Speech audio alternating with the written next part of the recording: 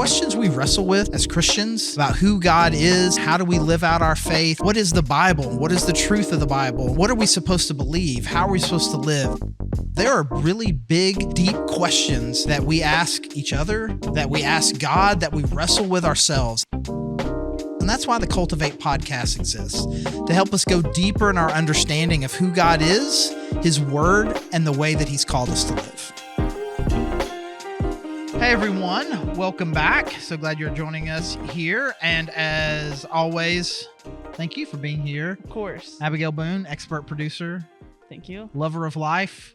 Great Yeah. question asker. I'm a lover And of just life. general, all-around cool person. Thank you. So glad you're here. We are doing a series right now that is kind of running alongside of something we're doing at church called Summer Seminar or SummerSlam, where we're kind of tackling some deep theological concepts, some just kind of questions about how to understand the Bible better, and we're getting some of that content also into podcast format.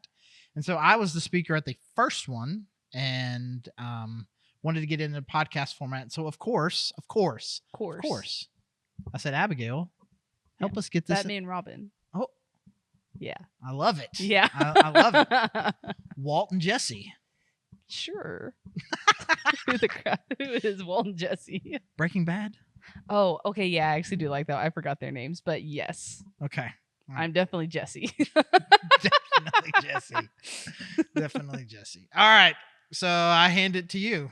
All right. Well, another one of the heavy hitters. This one's a little bit not as hefty as the last couple ones, but we're still going to put it in the context of the house. Right. So the question was, can you change God's mind? Right. So where would that land in the structure of my home? Well, here's the question behind the question, I think, is important. It's important. It's the framing of your house. It's not necessarily foundational, but the question behind the question of can we change God's mind really does have a lot of implications around free will and predestination. Sure. Those are heavy questions. It also has severe implications around, does prayer matter? Right. Is prayer just a spiritual exercise where you are saying things to God and God's like, okay, whatever. Right. I'm already locked in, but thanks for chiming in. Right? Is it really more just about, it was important for you to put your heart out there towards God? I mean, because if you ultimately believe that prayer is futile as far as God is going to answer the prayer, then that's going to have a significant effect on your life. Right. And if you believe that your life is completely and totally predetermined, that's going to have a significant impact on your life. So it's important. I would call it in the house building, it's not the foundation, but it's a load bearing wall, I think, because of the implications of it. Right. Right. So I have never personally asked this question, but is this something that shows up in the Bible that we see that God's mind is changed by something? Do we have even evidence of this being a concept that I would say the biggest example of it is Ten Commandments time, right? Sure. Moses goes up first time, comes down, and while he's up there, the people talk Aaron into making a golden calf that they start worshiping. Okay. And then Moses come down and God is really angry and it's like, hey, watch this. I'm going to wipe them out and I'm going to start over with you. Yeah. And Moses is like, you can't do that, because then what people will say about you is that you rescued us out of Egypt to bring us here to die. Right. And that would not be good for you. Mm-hmm. And it says that God relents. Yeah.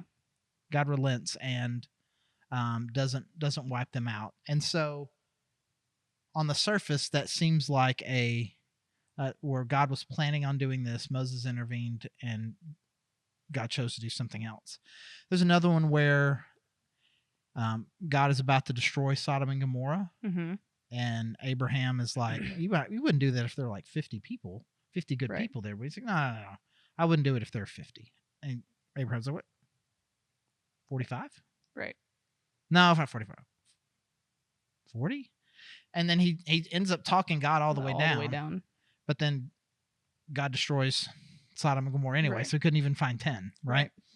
And so that isn't really an example because God ultimately still did the thing he was going to do. But But he was but open. even still in the interaction, Right. in the interaction, he seems influenceable. Right.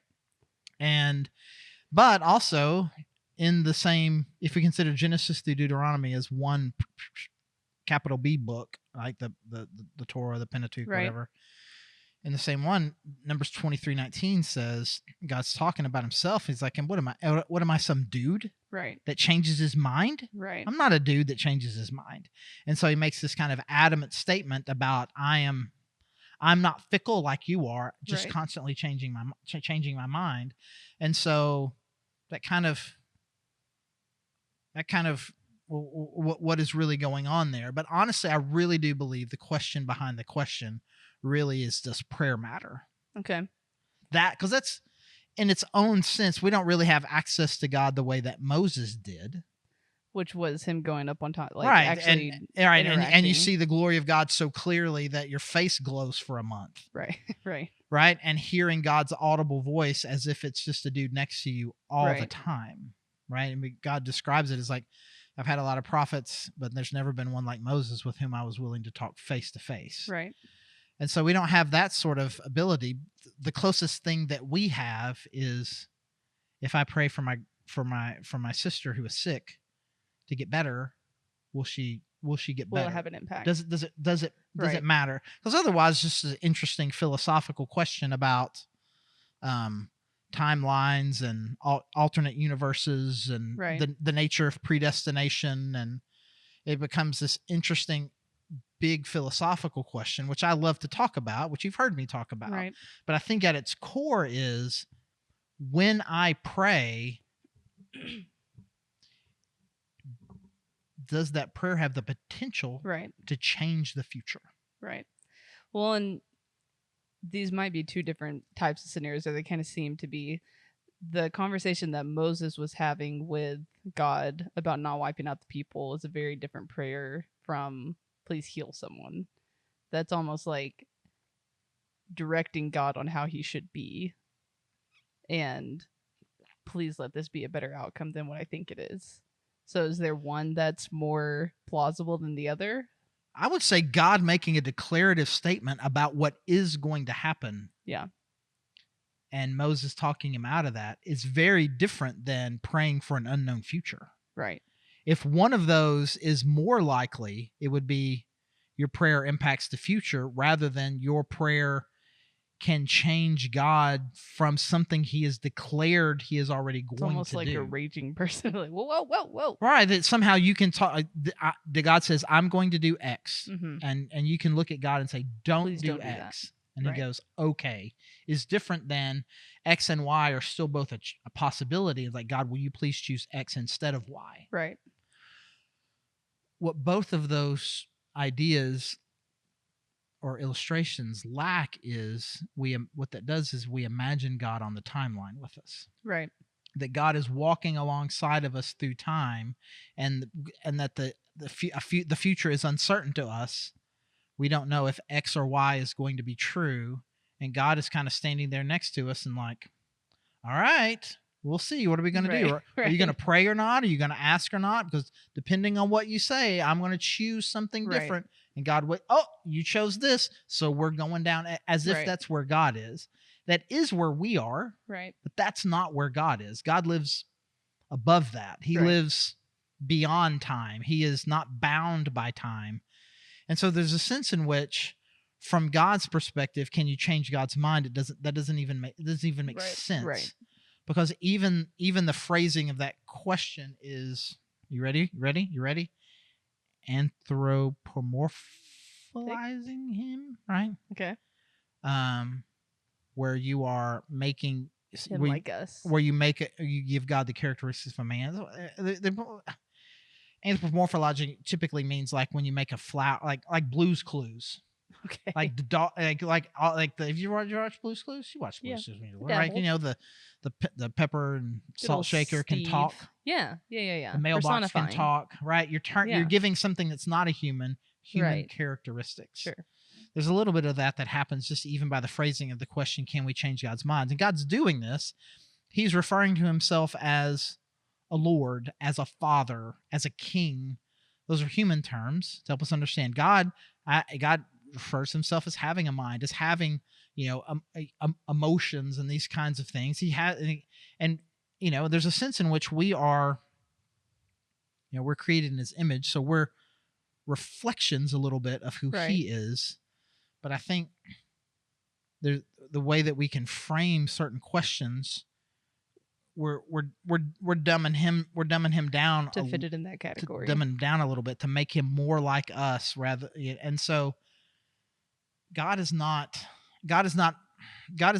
wondering. He's not just really good at predicting the future, I guess is the way that I like to say it. It's not like God knows what's going to happen in the future and then he's proven right. God already is in the future. Right. Well, and he's also not, throw back to what I was saying earlier, I'm a huge Grey's Anatomy fan. And they do some surgeries where they're like, I feel like we need to start releasing some of the off-camera footage so people can have any idea what we're talking about. Sure. This will connect. I promise. Okay. She's doing a surgery and she's telling the intern, the only things that my hands are going to do are what you're going to tell them to do. Mm-hmm. And so if I don't clamp the hilum, it's not going to get clamped because you didn't tell me to do it. And so you should have asked me to clamp the hilum. God's not sitting there like that every single day waiting for us to interact. Right. To influence what's going to happen for the day.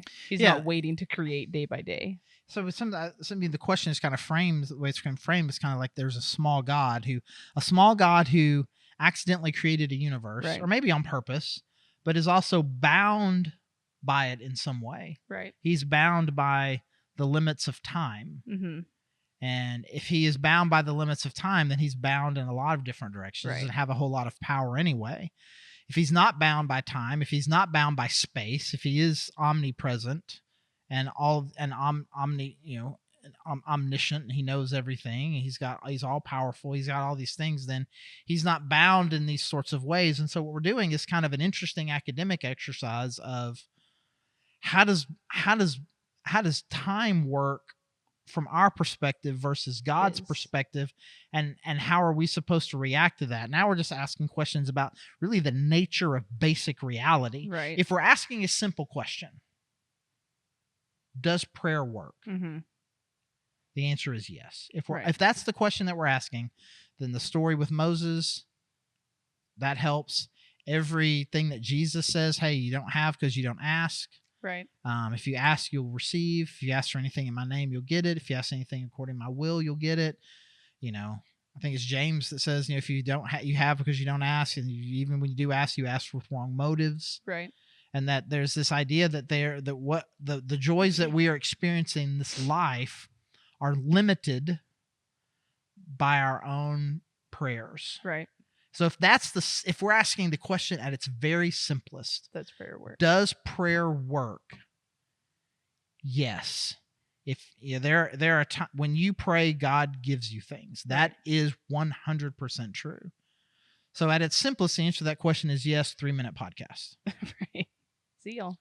But I think we're asking a deeper question, which is, was the thing you asked for already going to happen because of some predestination or some overarching view in the way that God lives? And so the question is, let's take it back to the Moses story. Did God know Moses was going to tell him not to do that? Right. And he was always not going to do it. He was always going to say it. Moses was always going to say don't, and God was always going to don't. Right. So in that sense, from God's perspective, he didn't change his mind. Right. It was always going to play out this way. I'm going to say this, Moses is going to say this, and then I'm going to do this. Mm-hmm. There's not some other universe where God says, I'm going to wipe everybody out, and Moses goes, didn't ask, and then, and if there is such a universe, right? Now we're talking about multiverse theory. Right. We don't need to which I'm 100%, I'm totally into. That's the most disappointing thing you've ever said in the podcast. Let's talk multiverse. Oh, let's do it. No. But I mean, because so alternate timelines and multiverses. I mean, do these places exist? Do these universes exist? And do they exist in the mind of God? Right. I mean, like now we're just right. We're asking big metaphysical questions about the nature of reality and how does a multidimensional God exist in our 4-dimensional universe. and how can he possibly relate to it? How can he meet us at a point in time when he doesn't exist in any point in time? That's a huge question. There's lots of big picture questions like that. But I think the value of those sorts of questions is the more you think about it, the bigger God gets. Right. I know often, like, the more I talk, the more confused people get. But I think there's a point in which you kind of, okay, that filled up my brain for today. Sure. I want to think about this some more and let God fill up my brain even more, because, like, okay, wait, I think I understood that this much. I'm done. I need a nap. Right. And now I come back and ask the question again and think about it a little bit deeper, and like, yeah. And every time you think about it, God gets a little bigger. I get a little smaller. I get smaller. God gets bigger. And the gap, the incarnation gap, right, of what Jesus did becomes even bigger. Right. And that's a huge win. God got bigger in my mind, and what Jesus did got bigger in my mind. So these questions then have significant value. Right. But again, at its simplest, if and you pray that's God, what I think, though at its simplest, but I think in relational terms, it's actually a really big question of, am I just being placated by talking to God, or is this a real genuine conversation that we're having as I'm pleading with him? You know, you look at the garden moment where Jesus is praying to God. If anyone knows if prayer works or not, it's Jesus. Mhm. You know, he wouldn't be praying if he didn't think it was a worthwhile activity to do. But he's sitting there pleading the most intense plead you could put out there of, please don't let me die in this way if there's any other way. But him also being God, that's another podcast to try and break that apart. Right. But him also being God knows there's no other way. This is the way that God has designed him to take on our sins and die on the cross in this horrific fashion.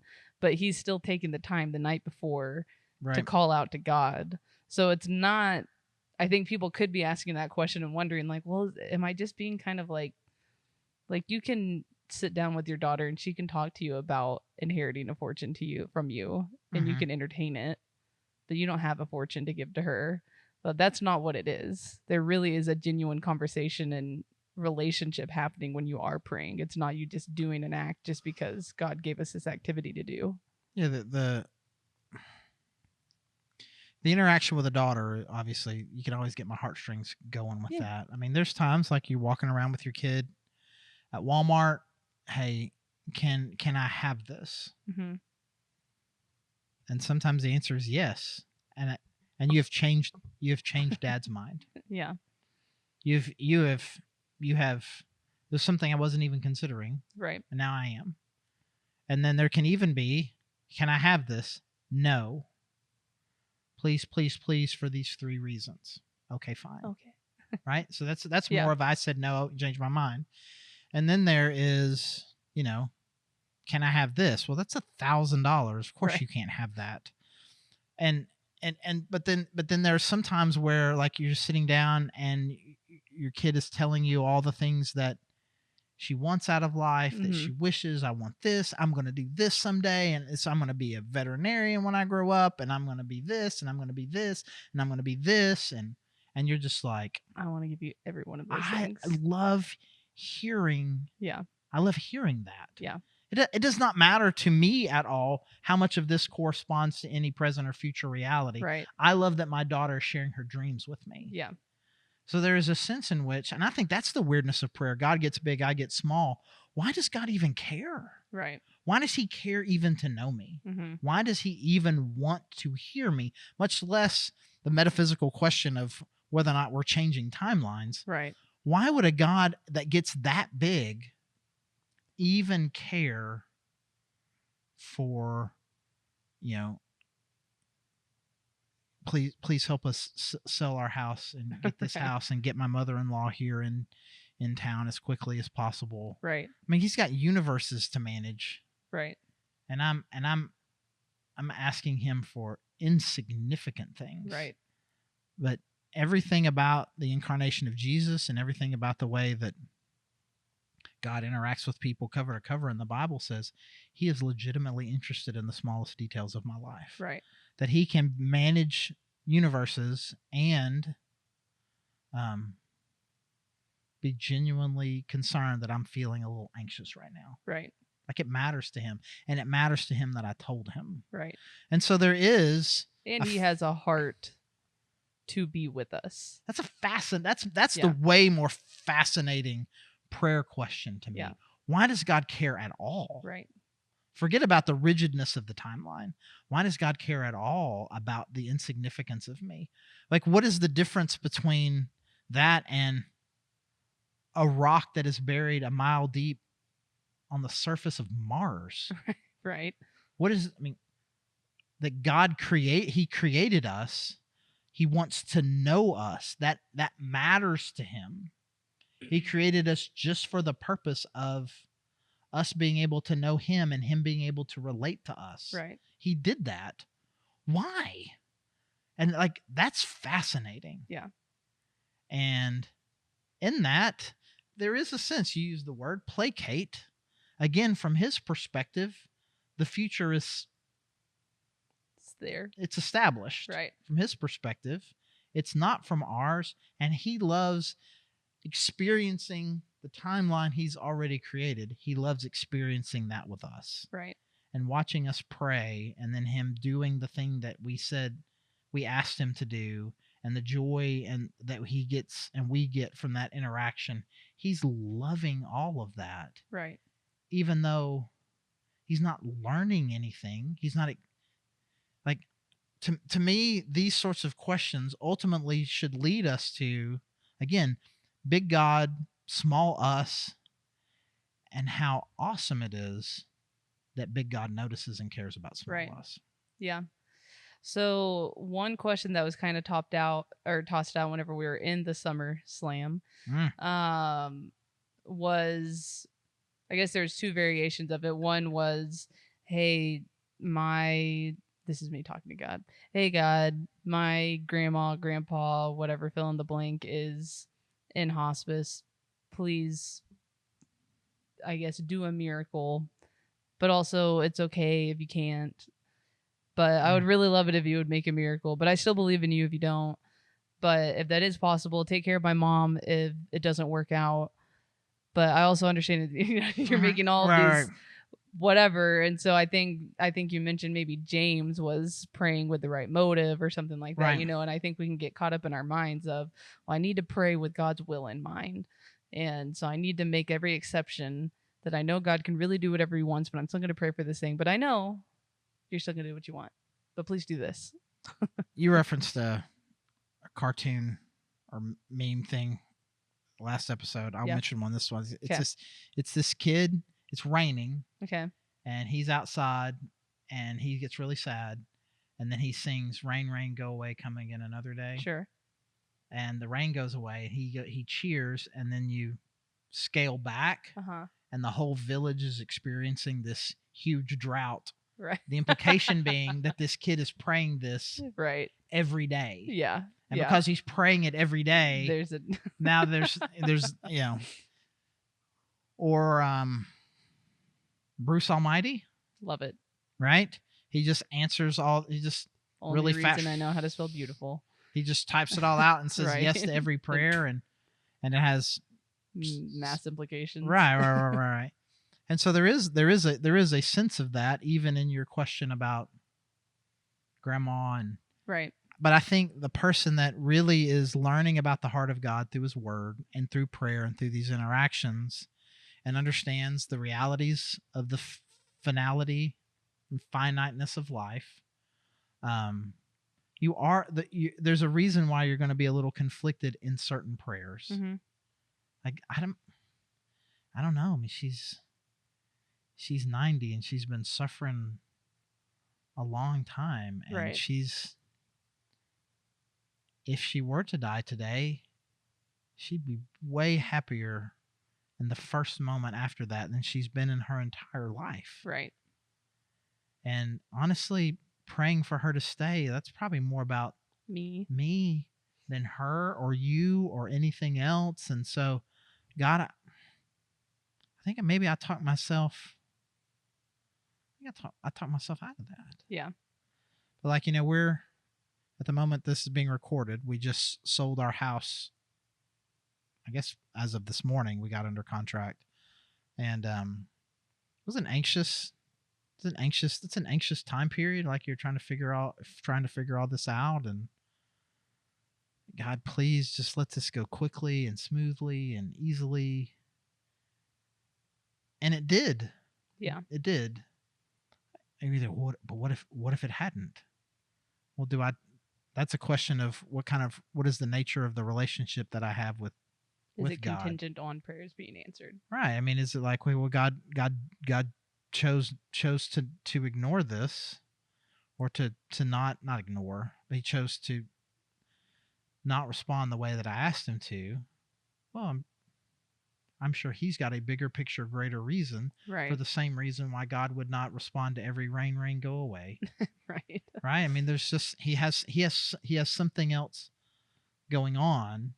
And so the more I pray, the more I see God say yes, the more I see God say no, the more I understand about the way he views me, the way he views life, the way time works, the way life works, the way that he cares, the more I learn to trust. And so there are 15 other great things that happen when we pray. Right.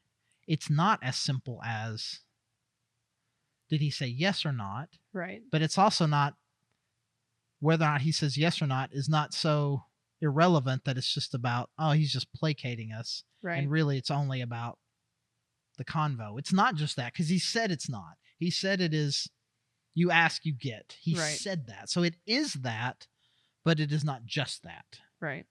Well, it also seems that I'm not going to be able to quote it verbatim, but the Philippians verse, that's do not be anxious about anything, but in everything through prayer and supplication, let your requests be known. But the surpassing peace of God, you know, that's like you're entering prayer not just for, you may be entering for an answered prayer to get the answer out of it, but really what you're going to get out of it over time is the peace of God, what surpasses all understanding, will become an experience that you get to have, and you'll grow a deeper relationship, not just whenever I push these buttons, beep boop boop, what did the receipt say? You know, and so would you say the hope of prayer is not just to get results from God or answers from God, but it's also to achieve a relationship with him? I feel like we're back to do you walk to school or pack your lunch? I really don't like that. I'm glad I really hate it. I really hate it. I really was awful. We're back to another false dichotomy. Is prayer about God responding to the prayer, or about the relationship that you build with him? Right. I don't understand. That does not have to be an or. Right. That is an and. It is about both of those things. When someone talks about something of great theological or spiritual significance, and starts with the phrase, let me tell you exactly what this is all about. Sure. Unless the next thing that they say is 3 hours long, right, then what they're saying is not what probably it is not all. right. It's not what it's all about. You know, I mean, it's prayer is. Let me tell you what prayer is all about. Prayer is about you connecting with God. Yeah. Okay. Maybe. What else? But it's not. I mean, it is also about watching God move in the universe. I mean, it is. I mean, there's lots. It's not just, you said, it's not beep boop boop boop, get the thing, but it's also not just, Abigail, it was cute. I'm glad you said that. Now let the grown-ups handle this. Right. It's not that either. And so it really is all of those things and more. Right. As far as just the layers of impact that it has in you and has in the world, and apparently how it matters to the heart of God that we're asking him in the first place. Right. Yeah. So circle all the way back to the original question. Can we change God's mind? Yes. Asterisk. Sure. Yes, asterisk. That's a simplistic framing of the question. Right. But if a no offense, if a 10-year-old asked me that question, does my prayer change what God's going to do? Absolutely it does. Sometimes it doesn't. Right. And that's when we need to learn to trust him. But when we pray, God always hears, and a lot of the time he'll do what we ask. Yeah. That is at its simplest. That is the answer to the question. Yeah. that can we change God's mind if a grown up, young promising systematic theology student asks that question? Let's think about Right. think about your question a little bit more deeply and ask it again. Yeah. But at its simplest, and if we're talking about living a life of faith in a relationship with God, at its simplest, the answer to that question is yes. When you pray, the heart and the hand of God is moved. Yeah. And from our perspective, what was going to happen changes. Right. It does not matter that from God's perspective, you asking and him moving was always going to happen. It does Right. not matter, because I don't live at God's perspective. I live at my perspective. And from my perspective, when I pray, God moves. Yeah. And that is true. Yeah. It doesn't matter that from God's perspective, nothing ever changed. Right. That does not matter as far as the answer to that question. Yeah. Is God bigger than that question? Yes.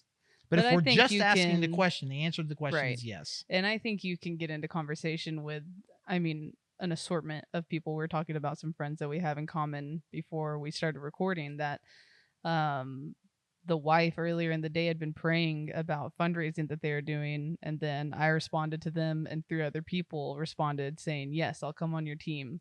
Mm-hmm. And they responded, this is so amazing. We prayed this morning that God would respond to our prayers for financial fundraising.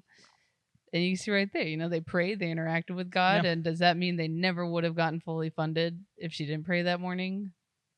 Yeah, what difference? I What, don't what is it like? Would our house have sold in a day if we hadn't prayed that it would sell in a day? Right. Who knows? Again, at that point, we're just asking weird, big metaphysical Right. questions. We're not really asking. So again, if we're just asking a simple practical question, yes. If we're asking the big picture metaphysical question about the nature of God and reality, then we need to use that question as a launching pad to ask much bigger, deeper, more significant questions. Right. So again, the answer is yes. I like it. Pray more, not less. Expect God to do more, not less. Yeah. He's bigger than you think he is. Yep. Yeah. All right. Well, I think that wraps us up. We did it. Good job. Thank you. As always. Thank you. you. Do a great job. Thank and you. Thank you for joining us. And thank you for being an active listener of the Cultivate podcast. And see you soon. Thank you for listening to the Cultivate podcast. Our hope is that you are taking steps to go deeper in your faith, that you are asking big questions and you're looking for answers. We hope that we can be a resource for you through our podcast and any other way that we can help you. You can find all our episodes anywhere that you can find podcasts, including YouTube. And we would love for you to go there and check out and listen to any of the other episodes that you feel that it can encourage you or help you in your faith. If you are local, we would love to help you get connected at our church. You can find us at thegrovechurch.org. If you go to the Connect link, you can find all the information you need about our services in person or online. We would love to connect with you on a Sunday or online. Any way that we can help you, pray for you, please let us know. And again, thank you so much for joining us.